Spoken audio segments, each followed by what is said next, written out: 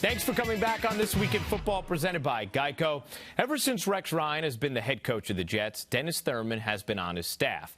A man who played for 9 seasons in the league, mostly with Dallas, Thurman is in his first year as defensive coordinator under Ryan, which is no easy job, given how much his boss loves his D. Here's Gary with Dennis.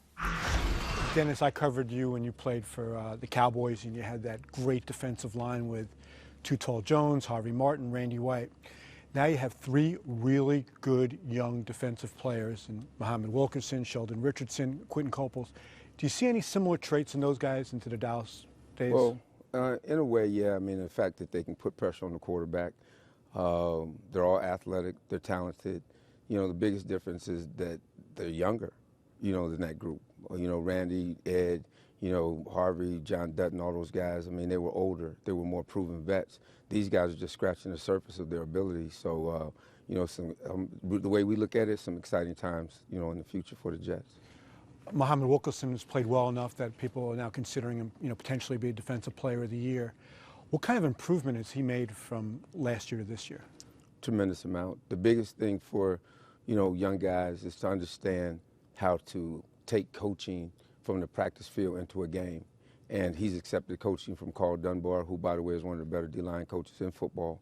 And he's taken it from the practice field into the game. You had a great player here in Darrelle Revis, who was traded in the offseason.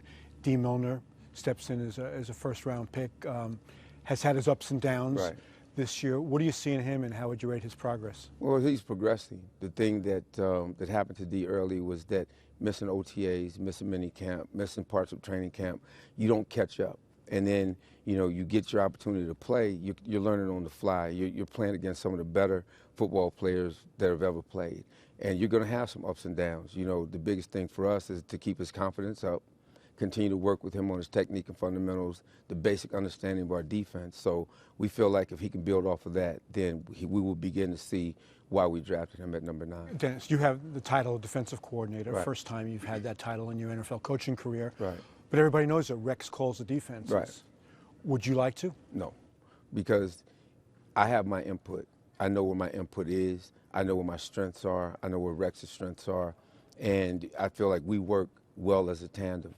And, you know, I don't care who gets the credit. All I care about is winning. Winning is, there's more than enough. When you win, it's more than enough for it to overflow to everybody. So that's more important to me than calling a game. I had my ego satisfied when I played.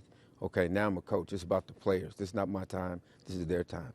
And I'm very, you talk about passionate about something, I'm very passionate about the fact that I am an egoless guy when it comes to coaching. It is not about me. It's about those players. I want to see them succeed. I want to see them get better. And who cares who calls the game? Because realistically, it's not the call.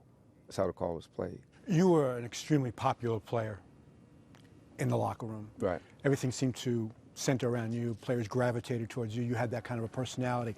How has that carried over into your coaching career? Because guys do say you are a player's coach. Well, you just have to be yourself. When I began coaching, you know, there was a thing where coaches can't get too close to their players and have their players respect them. I believe you're respected based on your qualifications, what you bring to the table. And I never really bought into that you can't get close to your players.